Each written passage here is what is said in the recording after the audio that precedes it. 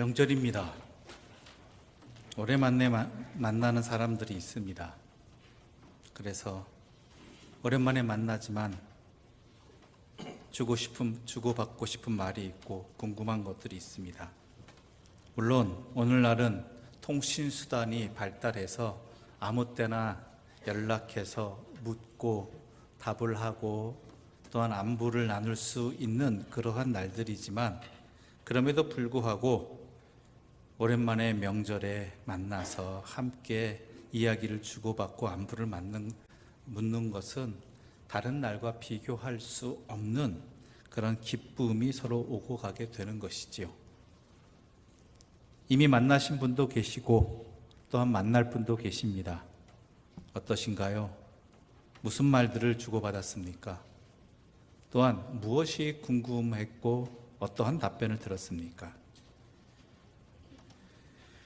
오랜만에 스승을 찾아온 제자가 있었다고 합니다. 이 제자에게 스승은 오랜만에 만난 제자에게 이렇게 물었습니다. 너는 그동안 무엇을 읽었느냐? 그러자 이 제자는 스승 랍비에게 이렇게 답변합니다.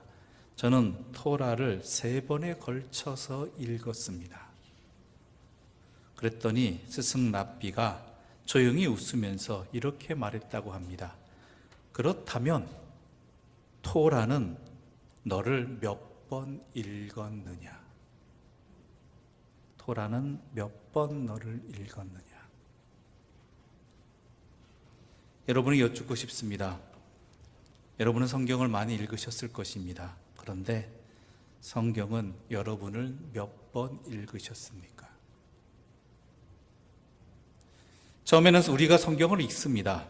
그러나 마침내 하나님의 말씀이 나를 읽게 되어야 한다는 것이죠. 하나님의 말씀으로 나를 볼 수 있어야 한다는 것입니다. 그러한 사건이 오늘 본문의 사건입니다. 1절부터 3절의 말씀 함께 읽어보겠습니다. 1절부터 3절입니다. 이스라엘 자손이 자기들의 성읍에 거주하였더니 7째 달에 이르러 모든 백성이 일제히 수문 앞 광장에 모여 학사 에스라에게 여호와께서 이스라엘에게 명령하신 모세의 율법책을 가져오기를 청하매 7째 달 초하루에 제사장 에스라가 율법책을 가지고 회중 앞 곧 남자나 여자나 알아들을 만한 모든 사람 앞에 이르러 수문 앞 광장에서 새벽부터 정오까지 남자나 여자나 알아들을 만한 모든 사람 앞에서 읽음에 뭇 백성이 그 율법책에 귀를 기울였는데. 아멘. 이 사건이 벌어진 그 날은 유대력으로 7월 초하루입니다. 종교의식을 중심으로 한 책략에 따르면 이 7월 초하루는 새해가 시작되는 날이었다라는 것이죠. 에스라는 임시로 만든 높은 단 위에 서서 율법을 낭독했습니다. 어느 시대, 어느 나라, 어느 민족에게나 새해 첫날은 큰 의미가 있는 날입니다. 바로 이날에 느헤미야의 명령에 의해서가 아니라 백성들의 요청에 의해서 이 일이 일어났다라는 것입니다. 에스라가 백성들을 부른 것이 아니고 백성들이 자발적으로 모여서 말씀을 사모하여 에스라에게 간청하여 하나님의 말씀을 들려줄 것을 요청한 것입니다. 왜 이런 일이 일어나게 된 것일까요? 포로에서 돌아온 이스라엘 백성들은 있는 힘을 다해서 예루살렘 성전을 재건했고 성벽을 재건했습니다. 잠도 제대로 자지 않고 옷도 벗지 않고 성벽 밑에 쭈그려 새우잠을 자면서 그들은 마침내 성전을 그리고 예루살렘 성벽을 쌓아 올렸습니다. 특히 예루살렘 성벽 재건을 방해하는 온갖 난관이 있었습니다. 그럼에도 불구하고 그것을 이겨내고 52일 만에 마침내 성벽 공사를 마치게 되었습니다. 그리고 느헤미야는 레위 지파 사람들을 비롯해서 자신의 동생 하나니 또한 성체 지휘관인 하나냐 등에게 이 성벽을 지키고 예루살렘 성을 지키도록 치안 유지를 담당하도록 당부하였고 명령하였죠. 이제는 성전도 완공되어 있고 성벽도 완성되었으니 모든 것이 끝난 것처럼 보였습니다. 그런데 이상하게 예루살렘 성을 건축하였는데도 그들의 마음은 만족할 수가 없더라는 것이죠. 이제 그 성벽만 세워지면 편안할 것 같고 기쁠 것 같았고 만족할 것 같았는데 여전히 그들의 마음은 공허하다라는 것이었습니다. 성벽 재건을 마치기 전에는 그것이 그들의 삶의 가장 중요한 필요와 목표인 줄 알았는데 정작 다 완공해 놓고 나니까 그것이 가장 중요한 삶의 목표가 아니라는 것을 깨닫게 된 것입니다. 성벽을 완성하고 그 안에 들어가 산다고 해서 저절로 하나님의 백성이자 하나님의 공동체로 살 수 있는 것은 아니었기 때문입니다. 오늘 우리들도 마찬가지입니다. 예배가 회복되어지고 성전의 모임들이 회복되어지고 공동체가 회복되어지고 예전에 했던 모든 행사들이 진행되어진다고 해서 그것이 진정한 회복은 아니라는 것이죠. 예루살렘 성이 왜 무너졌습니까? 성전이 없어서입니까? 제사가 없어서입니까? 아닙니다. 오히려 성전은 더 화려해졌고 제사는 더 화려하게 열심히 드렸지만 그 내면은 탐욕과 죄악으로 가득 차 있었다라는 것입니다. 물론 직접적인 원인은 외세의 침략으로 나라가 망했기 때문이기도 하지만 근본적인 이유는 그 너머 이스라엘 백성들이 하나님의 백성으로 살아가는데 실패하였기 때문입니다. 그들의 속사람은 하나님의 백성답지 못했기 때문이라는 것입니다. 오늘 우리는 하나님의 백성답게 우리의 삶이 회복되어져 갑니까? 하나님의 교회답게 우리는 회복되어져 가고 또한 그것을 소망하고 기도하고 있느냐라는 것이죠. 어쩌면 이것은 성벽을 세우는 일보다 더 어려운 일입니다. 그런데 놀라운 일이 벌어졌습니다. 느헤미야가 어떤 일을 기획하기도 전에 백성이 먼저 그 길을 찾았던 것입니다. 이스라엘 백성이 스스로 하나님의 말씀을 찾았던 것은 자신들에게 행복과 성공을 가져다 줄 것이라고 믿었던 그 선택과 그 방법이 전부 가짜였음을 민족 패망의 쓰라린 결과를 맛보는 과정에서 깨달았기 때문입니다. 자신의 지식과 능력, 경험이 아무 소용이 없음을 뼈저리게 느꼈기 때문입니다. 성전을 아무리 세워도, 성벽을 세워도 그들이 진정으로 붙들어야 될 것은 다른 것에 있음을 깨달았기 때문에 그 깨달음이 그들을 한자리로 모이게 하였습니다.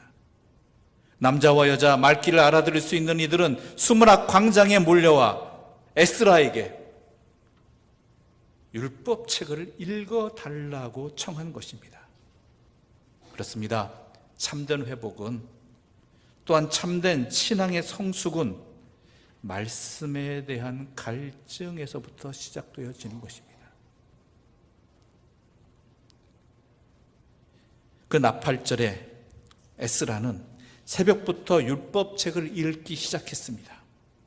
레위 사람들이 나서서 에스라가 낭독한 율법을 아람어로 번역하고 그 뜻을 상세히 설명해 주었습니다. 왜냐하면 당시 이스라엘 백성들 가운데에는 오랜 이방 생활로 인해서 모국어를 잊어버리고 당시 중동에서 통용되었던 아람어만을 알고 있던 사람들도 있었기 때문입니다. 에스라는 해 뜨는 시각부터 말씀을 읽기 시작했습니다.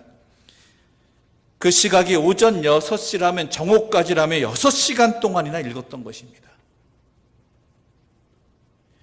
더 중요한 것은 이스라엘 백성들이 그 말씀을 듣기 위해서 말씀을 알아들을 만한 사람들은 모두 아침 일찍 새벽부터 모였다는 것이고 또한 그 뒤에 성경 구절을 보게 되면 하루만 그런 것이 아니라 한 주간 동안을 들려지는 말씀에 귀를 기울이면서 아멘으로 응답하는 일이 일어났다는 것입니다.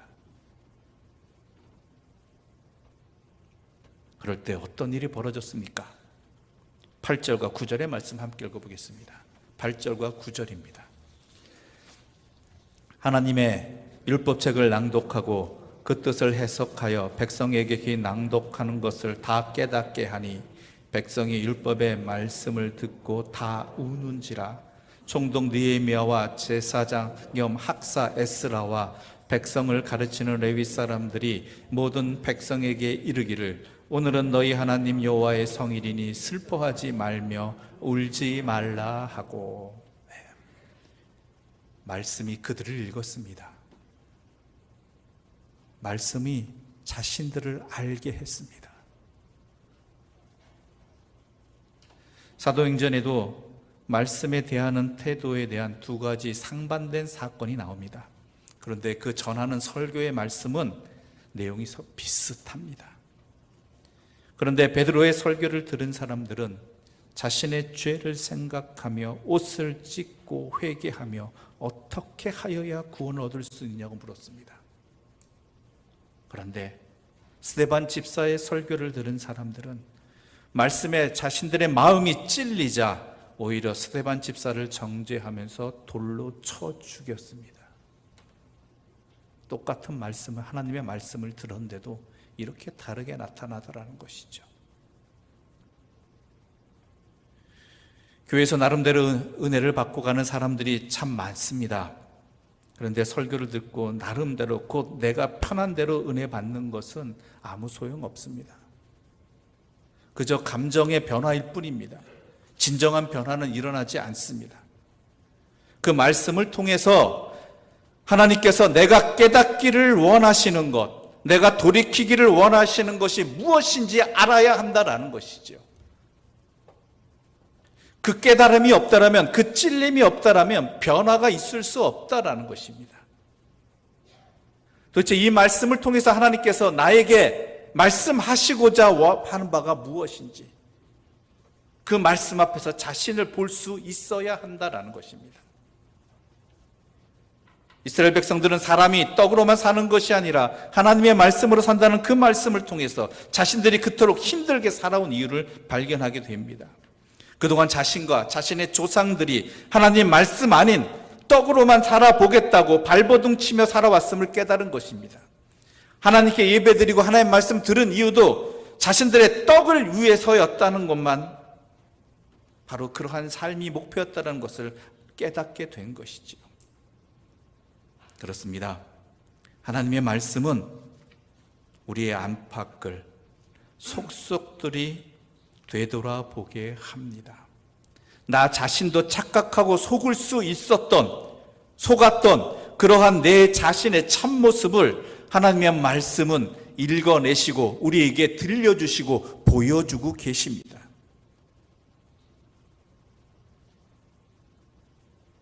일단 그 모습을 깨닫게 되면, 말씀에 비추어서 적나라하게 깨닫게 되면 지금까지 붙잡고 살아온 인생을 바꿔야 한다는 것, 아니 포기해야 된다는 것을 깨닫게 됩니다. 왜냐하면 그 잘못된 틀 때문에 인생 가운데 절망과 두려움이 있고 썩어 없어질 허물을 벗어나지 못하고 있는 것이기 때문입니다. 나와 함께 하자라는, 영생을 누리기 위해서 나와 함께 하자라는 그 주님의 초청의 말씀을 듣고도 슬피 그 자신의 예전 삶으로 돌아간 그 청년도 바로 자신의 인생을 붙잡고 살아왔던 그것들을 버리지 못했기 때문입니다. 여러분, 그런데요, 하나님의 말씀은요, 우리 백성들이, 하나님의 백성들이 지켜나가야 할 마땅한 삶의 길을 가르칩니다.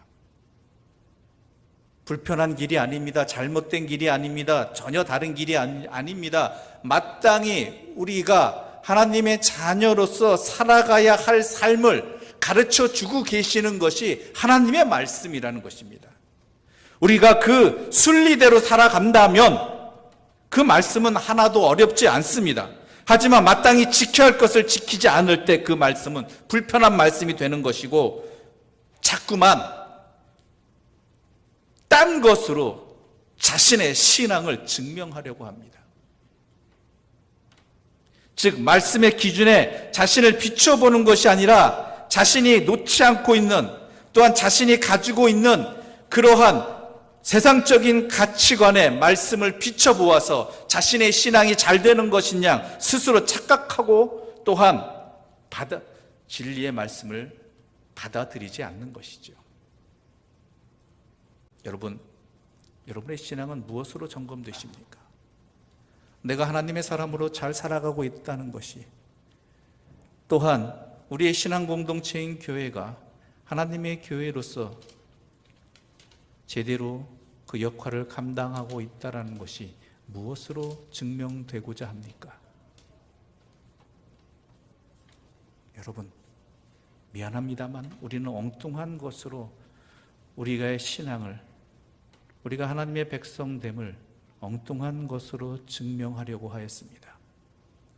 그것을 통해서 또한 확인받고자 했습니다. 아니라고 감히 이야기할 수 있겠습니까? 하나님 말씀대로 살아가느냐, 하나님의 말씀 위에서 내 삶이 변화되느냐가 아니라 세상적인 가치관에 의해서 무엇을 더 많이 가지면, 무엇을 더 누릴 수 있으면, 무엇이 더 커지면, 세상적인 것이 더 커지면 마치 내가 하나님의 말씀대로 살아가는 그 증거인 양 그렇게 생각하였고, 그렇게 판단하였고, 그렇게 소망하였습니다. 왜냐하면 그것은 눈에 보이는 것이고, 또한 쉽게 이룰 수 있는 것이고, 내 삶이 변하지 않아도, 세상의 것을 버리지 않아도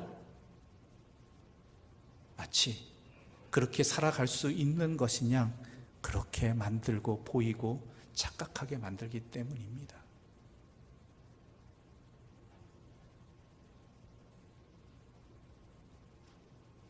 우리는 그랬습니다. 하나님의 교회도 그랬고 하나님의 가정도 그랬습니다. 세상보다 좀 더 많은 힘을 가지면, 좀 더 많은 것이 모이면 그것이 하나님의 교회다운 일이라고, 또한 그것을 소망하기도 하고 그것을 꿈꾸기도 하였습니다. 그것을 잊어버리면 마치 무엇이 잘못된 것이냐, 그것을 되찾기 위해서 우리는 많이 기도하고 또한 많이 노력하였습니다. 그것을 회복시켜 달라라고, 그것에 우리의 생명이 달려 있다라고 그렇게 하기도 하였습니다. 아닙니다. 성전이 아무리 있다 할지라도, 성벽이 있다 할지라도 여호와의 말씀이 없다라면, 아니 그런 것들이 없다 할지라도 여호와의 말씀이 내 삶에 있다라면, 그 말씀대로 살아간다라면 그것이 참된 삶이고 참된 기쁨이고 은혜의 자리가 된다라는 것입니다. 이스라엘 백성들은 이 하나님의 말씀을 통해서 이 하나님의 마음을 깨닫자 자신들을 보게 되고, 그리고 하나님의 말씀으로 자신들의 삶을 돌아보자 회개의 눈물이 쏟아졌습니다. 나름대로 잘 살아왔다고 생각했는데 하나님의 말씀으로 자신을 돌아보니까 도리어 자신들은 하나님으로부터 한참 떨어져 있음을 깨닫고 통회하는 마음이 일어났던 것입니다. 하나님의 관점에서 나를 보기 시작하자 자신이 얼마나 큰 죄인이고 또한 전적으로 무력한 존재임을 알게 된 것입니다. 그런데요, 바로 이때가 참 생명과 참 기쁨과 참 평안이 시작되어지는 시작의 자리라는 것입니다. 모든 것을 버려두고 주를 따를 수 있는 영원한 생명의 길이 그때부터 시작되어지는 것입니다. 그래서 하나님의 말씀 앞에서 몸둘 바를 몰라서 하염없이 울고 있을 때 총독 느헤미야와 에스라와 또한 레위 사람들은 이 날은 주 하나님의 거룩한 날이니 슬퍼하지도 말고 울지도 말라라고 백성들을 위로하기 시작했습니다. 10절부터 12절의 말씀 함께 읽어보겠습니다. 10절부터 12절입니다. 함께 읽겠습니다. 느헤미야가 또 그들에게 이르기를 너희는 가서 살찐 것을 먹고 단 것을 마시되 준비하지 못한 자에게는 나누어 주라. 이 날은 우리 주의 성일이니 근심하지 말라. 여호와로 인하여 기뻐하는 것이 너희의 힘이니라 하고, 레위 사람들도 모든 백성을 정숙하게 하여 이르기를 오늘은 성일이니 마땅히 조용하고 근심하지 말라 하니, 모든 백성이 곧 가서 먹고 마시며 나누어 주고 크게 즐거워하니, 이는 그들이 그 읽어 들려준 말을 밝히 알미라. 아멘. 에스라와 느헤미야와 또한 레위 사람들이 슬퍼하지 말라라고, 기뻐하라고 한 것은 값싼 위로가 아닙니다. 슬픔을 넘어서 그것에 역사하시는 하나님을 보라는 것입니다. 그들을 위로하시는 하나님을 보라는 것입니다. 예수님께서 산상수훈 가운데 팔복에 관해 말씀하셨습니다. 거기에 보면 팔복 가운데 이런 말씀이 있습니다. 애통하는 자는 복이 있나니 그들이 하나님의 위로를 받을 것이다. 하나님의 말씀에 비추어 자신을 보고 애통하는 자에게는, 슬퍼하는 자에게는 하나님의 위로가 있다라는 것입니다. 말씀의 거울에 비추어진 자신의 모습을 본 사람들은 참회의 눈물을 흘리는 것이 너무나 당연한 일입니다. 그런데 그 슬픔에 매몰되어서 말씀과의 만남이 가져오는 이 근원적인 기쁨을 놓쳐서는 안 된다라는 것입니다. 그 자리는 그저 슬픔의 자리가 아니라 하나님의 위로와 회복이 있는 참된 복된 자리라는 것입니다. 왜냐하면 하나님의 말씀이 나의 힘이 되기 때문입니다. 여호와가 나의 힘이 되기 때문입니다. 신앙은 단순히 기뻐하는 것이 아니라 하나님을 기뻐하는 것이기 때문입니다. 신앙은 세상적인 많은 것들을 기뻐하는 것이 아니라 하나님 그 자체를 기뻐하는 것이기 때문입니다. 주님께서 주신 것 기쁜 일입니다. 그러나 더 중요한 것은 하나님 그 자체를 기뻐하는 것입니다. 논밭에 소가 없어도, 논밭에 소출이 없고 외양간에 소가 없을지라도 무엇으로 즐거워합니까? 난 여호와로 말미암아 즐거워하리라. 결국 나의 힘이 되신 이는 여호와 하나님이시라는 것입니다. 주님을 기뻐하는 것이 우리의 힘이라는 것입니다. 나에게 여전히 말씀을 들려주시고 그 말씀으로 회복시켜 주시는 그 하나님이 나의 힘이라는 것입니다. 그렇습니다.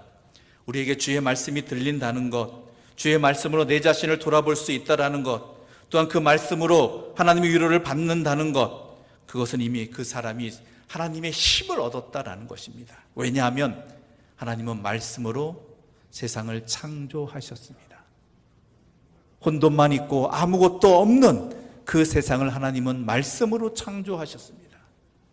우리 또한 하나님의 말씀이 우리 안에 임함으로 말미암아, 우리가 하나님의 말씀 안에 있음으로 말미암아 우리는 그 말씀으로 하나님의 힘을 얻게 되고 하나님의 백성으로서의 삶을 살게 된다라는 것입니다. 그 말씀 자체가 나에게 힘이 되는 것입니다. 내가 거룩한 삶을 살아갈 수 있는 그 힘이 말씀을 제대로 깨닫고 말씀을 붙들고 말씀 안에 있을 때 우리에게 당연하게 나오게 된다는 것입니다. 오늘 본문은 바로 그것을 증거하고 있습니다. 느헤미야가 백성들에게 이야기합니다. 그들에게 이르기를 너희는 가서 살찐 것을 먹고 단 것을 마시되 준비하지 못한 자에게는 나누어 주라. 이 날은 주의 성일이니 근심하지 말라. 여호와로 인하여 기뻐하는 것이 너희의 힘이니라. 그래서 백성들이 어떻게 했습니까? 12절을 보게 되면 모든 백성이 곧 가서 먹고 마시며 나누어 주고 크게 즐거워했다라고 되어 있습니다. 왜요? 어떻게 이들이 그렇게 변화될 수 있었느냐? 느헤미야가 그렇게 권고했기 때문에 아닙니다. 그 12절 하반절에 뭐라고 되어 있습니까? 이는 그들이 그 읽어 들려준 말을 밝히 알았기 때문이라는 것입니다. 하나님의 말씀을 밝히 알아들었을 때 그들이 하나님의 말씀대로 살아갈 수 있는 그 삶의 힘을 얻었고 그대로 살아갈 수 있었고 그로 말미암아서 그들이 기뻐하고 즐거워하게 되었다라는 것입니다.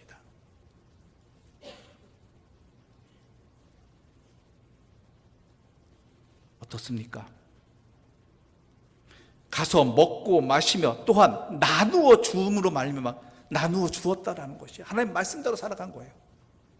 왜요? 하나님의 말씀을 밝히 알므로 말미암아서. 그것도 어떻게 돼요? 즐거워했다라는 거예요. 즐거워했다. 참된 기쁨이 그들에게 충만하게 넘쳤다라는 거예요.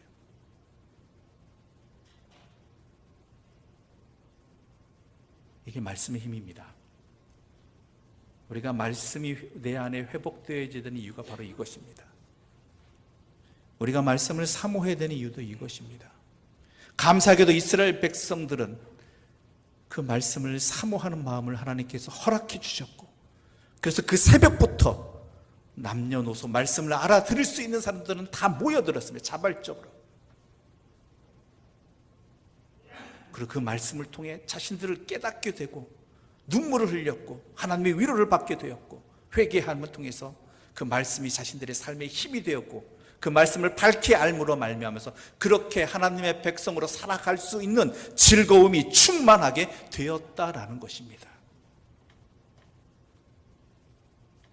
감사한 것은 우리에게도 하나님의 말씀이 여전히 들려진다라는 것입니다. 우리는 그 말씀을 받을 수 있는 하나님의 거룩한 그릇으로 구원받은 자들입니다. 그렇다면 그 말씀으로 내 자신을 돌아볼 수 있어야 하고 또한 그 말씀을 통해서 힘을 얻어야 되고 그리고 그 말씀을 밝히 알아듣음으로 말미암아 우리가 이 땅을 하나님의 백성답게 살아갈 수 있는 그 능력을 얻게 되고 살아가는 즐거움을 누리게 될 것이란 것입니다. 그럼 우리가 무엇을 소망해야 되겠습니까? 무엇을 통해서 힘을 얻기를 원하십니까? 여러분이 간절히 바라고 간구하는 것이 과연 무엇입니까? 내 자녀들에게, 내 가정에게 올 한 해 어떤 일이 밝히 일어나기를 소망하십니까? 많은 소망이 있고 많은 간구가 있겠죠. 많은 기도 제목이 있겠죠. 그러나 그 무엇보다도 가장 우선시 돼야 되고 다른 그 무엇들은 이루어지지 않을지는 모르겠지만 이것만은 반드시 이루어져야 된다라고 간절히 소망하고 기도해야 되는 내용들이 바로 우리가 하나님의 말씀을 들을 수 있는 자들이 되고 그 말씀을 통해서 회개하며 거듭나는 자가 되고 그 말씀의 힘에 의지하여서 그 말씀대로 살아가는 주의 백성이 되고 그로 말미암아 참된 즐거움을 누리는 자들이 되기를 간절히 소망하는 저와 여러분의 우리 교회 여러분의 가정에 간절한 소망의 기도 제목이 되기를 바라고 반드시 이루어지는 하나님의 은혜의 자리가 되기를 소망합니다. 2500년 전 자신들의 설날에 말씀을 간절히 사모하여 모인 이스라엘 백성들에게 말씀을 깨달음으로 말미암아 참된 기쁨을 허락하신 힘을 주신 하나님께서 2023년 이 설날에 말씀 앞에 앉은 주님의 자녀들에게 이러한 은혜를 동일하게 주시고 그로 말미암아 큰 기쁨과 변화를 주시기를 간절히 소망합니다. 기도드리겠습니다. 하나님 아버지 감사합니다. 우리가 구해야 될 것, 우리가 붙들어야 될 것, 우리가 회복되어야 될 것이 무엇인지 분명하게 알려주시니 감사합니다. 주의 말씀을 사모하고 또한 그 말씀만이 참된 생명과 기쁨임을 깨닫게 된 이스라엘 백성들이 그 새벽에 모여 주의 말씀을 청한 것처럼 우리 또한 주의 말씀 앞에 서게 해주시고 그 말씀을 듣게 해주시고 그 말씀을 통해서 내 자신을 보게 해주시고 돌이키게 해주시고 또한 그 말씀의 힘에 의해서 살아가는 참된 즐거움을 누리게 하여 주시옵소서. 이것이 2023년 나를 향한 또한 온 가정을 향한 이 세상을 향한 우리 교회를 향한 간절한 기도 제목, 유일한 기도 제목이 되게 하여 주시옵소서. 예수님의 이름으로 기도드립니다. 아멘.